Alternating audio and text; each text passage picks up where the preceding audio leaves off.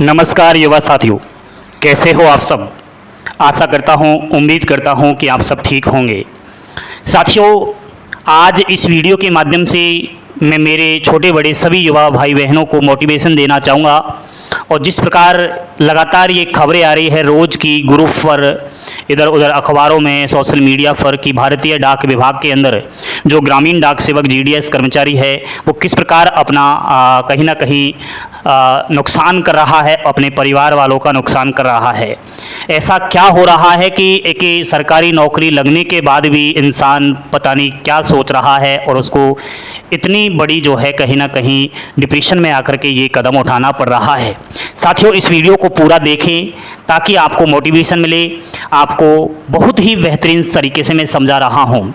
प्यारे साथियों, आप में से सबको पता है, आपके माहौल में, आपके समाज में, आपके परिवार में, आपके घर में, कि सरकारी नौकरी में आज हर इंसान जाना चाहता है।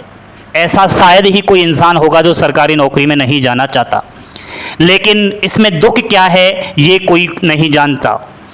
ये हकीकत में आपको बता रहा हूँ कि सरकारी नौकरी में आज हर इंसान जाना चाहता है, लेकिन इसमें दुख क्या है ये कोई नहीं जानना चाहता। बस एक ही सोच है कि मेरी सरकारी नौकरी लग जाए, फिर मौज ही मौज है। प्यारे बच्चों, मुझसे जब लोग कहते हैं कि आपकी तो सरकारी नौकरी लग गई है, आपको क्या दुख है। ये होता है कि कोई भी सरकारी नौकरी लग जाती है तो उससे यही कहते हैं कि अब तो तेरी सरकारी नौकरी लग गई, अब तुझे क्या परेशानी, तुझे दुख किस बात का। तो इसी चीज़ को मैं समझाना चाह रहा हूँ कि सभी के माता पिता यही सोचते हैं कि कब मेरा बेटा और बेटी सरकारी नौकरी लगे और कब जो है कहीं ना कहीं उसकी ज़रूरतें पूरी हो। बस एक बार नौकरी लग जाए तो फिर तो मेरा बेटा और बेटी की ज़िंदगी सुधर जाएगी। समझने का प्रयास करना, मैं क्या समझाना चाह रहा हूँ। दोस्तों, हकीकत जानना चाह रहे हो क्या आप लोग? सुनो मेरी बात। भारत देश के अंदर चाहे किसी भी सरकारी विभाग के अंदर आपकी किसी भी बड़े से बड़े पद पर, चाहे छोटे से छोटे पद पर सरकारी नौकरी लग चुकी है या लग रही है या लगने वाली है। मैं समझता हूं, चाहे आप बैंक के अंदर कोई भी कर्मचारी के पद पर काम कर रहे हो, चाहे आप आईएएस चाहे आईपीएस के पद पर काम कर रहे हो, दुख क्या है जानना चाहते हो? साथियों, कोई है नॉर्थ ईस्ट के अंदर, साउथ का रहने वाला है, नॉर्थ ईस्ट के अंदर जॉब कर रहा है, उससे हकीकत जाकर पूछो। वो आईएएस है, आईपीएस है, लेकिन उसका दुख क्या है वो खुद जानता है। घर से हजारों किलोमीटर जो नौकरी कर रहा है वो दुख अपना जानता है कि मेरे परिवार वालों को छोड़कर, मेरे बच्चे बच्चियों को छोड़कर मैं आज किस तरीके से, किस परेशानी को झेल करके सरकारी नौकरी कर रहा हूं। प्यारे साथियों, यहां पर आईएएस और आईपीएस भी होम स्टेट में आना चाहते हैं, वो घर के पास नौकरी करना चाहते हैं। साथियों, यूपी का स्टूडेंट्स है, यूपी का रहने वाला है और तमिलनाडु में जाकर नौकरी कर रहा है और हमेशा वो तमिलनाडु में नौकरी करेगा। उसके मन में केवल डिप्रेशन है। मैं मानता हूं भी कि वो खाना खा रहा है, नहा धोकर ऑफिस भी जा रहा है, रोजमर्रा की जिंदगी पूरी कर रहा है, लेकिन कहीं ना कहीं उसके कोने में एक ही ख्याल तो चलता रहता है कि मैं यूपी का रहने वाला हूं और काश मैं तमिलनाडु में नौकरी कर रहा हूं, काश मेरी नौकरी होम स्टेट यूपी में ही क्यों ना होती। वो यूपी का बंदा तमिलनाडु में अधिकारी पोस्ट पर काम कर रहा है, लेकिन वो ये सोच रहा है भले मुझे यूपी के अंदर ही जॉब मिल जाए, मैं चपरासी की ही नौकरी कर लूंगा, लेकिन मिले मेरे घर के पास ही। साथियों, घर के पास नौकरी करना चाहता है, मिल जाए तो ठीक है, लेकिन यहां पर मैंने खुद ने देखा है कि घर के पास बड़ी नौकरी छोड़कर और छोटी नौकरी करने का इच्छुक है हर कोई सरकारी नौकरी करने वाला। ये हकीकत है साथियों। सरकारी नौकरी के बारे में अगर और देखना चाहो तो मेडिकल इमरजेंसी मान लिया जाए आ जाए, हर घर से 1000-2000 किलोमीटर दूर है। परिवार का कोई भी सदस्य अगर गंभीर बीमारी या इमरजेंसी अचानक से आ जाए, वो कैसे आएगा बताओ? नहीं आ सकता। फ्लाइट से भी आएगा तब भी उसे घंटों लग जाएंगे।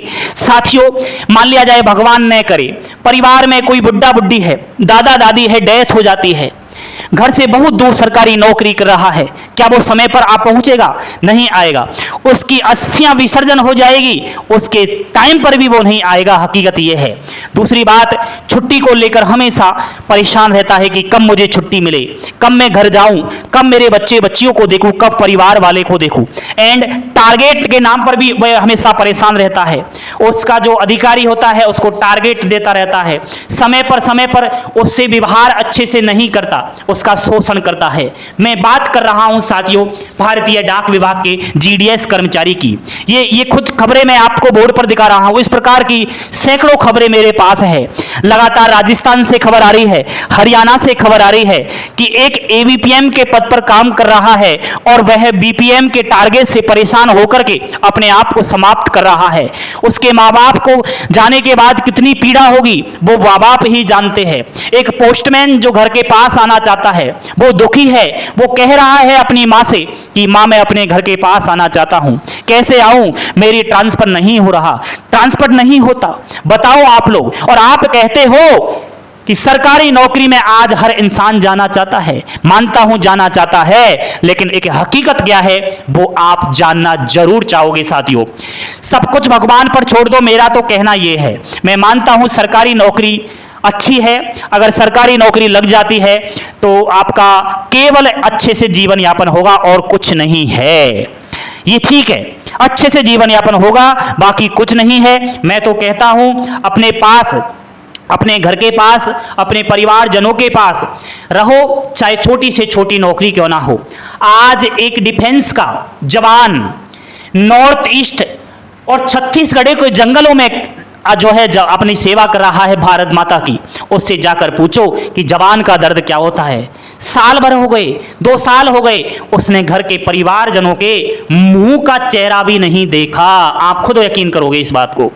तो मेरा इस वीडियो के माध्यम से ये मतलब है साथियों कि जिसको जो मिला है उसको ग्रहण करना सीखो, भगवान के ऊपर छोड़ो, जो करता है वही करता है। आप कहते हो ना कि मैं करता हूं वही होगा, ये सब कुछ झूठा है। कर्म पर विश्वास करो, अच्छा कर्म करो, जो होगा ठीक होगा। छोटी नौकरी है, टारगेट दिए जा रहे हैं, झेलो टारगेट। कुछ दिनों की परेशानी है, एक दिन खुशी अवश्य आएगी साथियों। तो मेरा तो कहने का मतलब ये है मेरे भाई, कोई भी भारतीय डाक विभाग का कर्मचारी हो, क्या चाहे वो जीडीएस ही क्या ना हो या अन्य कोई भी विभाग के अंदर कर्मचारी हो, सरकारी नौकरी लग चुकी है और नौकरी के बाद भी जब ये खबरें आ रही है कि उसने अपना सब कुछ समाप्त कर लिया है तो बड़ा दुख होता है कि इसकी तो सरकारी नौकरी थी, इसने क्यों किया है ऐसा। वो इसीलिए किया है जहां मैंने आपको यहां पर बताया। तो आज ही इस वीडियो को शेयर करें, लाइक करें और चैनल को सब्सक्राइब करें। मेरा मतलब मोटिवेशन देना है। और जिस प्रकार युवा पीढ़ी सरकारी नौकरी लगने के बाद भी इस प्रकार का काम कर रही है, प्लीज आपसे निवेदन है ऐसा ना करें।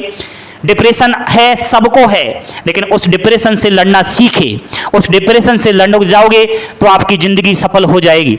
दुख सबको है, आज हमें भी बहुत सारा दुख है, आप सबके पास अलग अलग अपना अपना दुख है।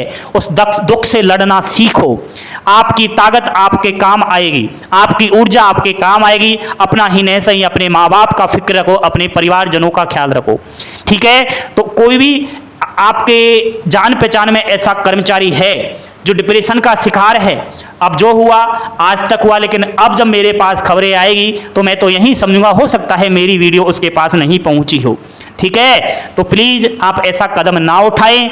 जहां है, जैसी सिचुएशन में है, अच्छे से हंसना सीखे, हंसते हुए अपने जीवन का आनंद उठाए। बहुत कम जिंदगी है, पता नहीं कब क्या हो सकता है, ऊपर वाले के ऊपर छोड़ दीजिए। जय हिंद, जय भारत।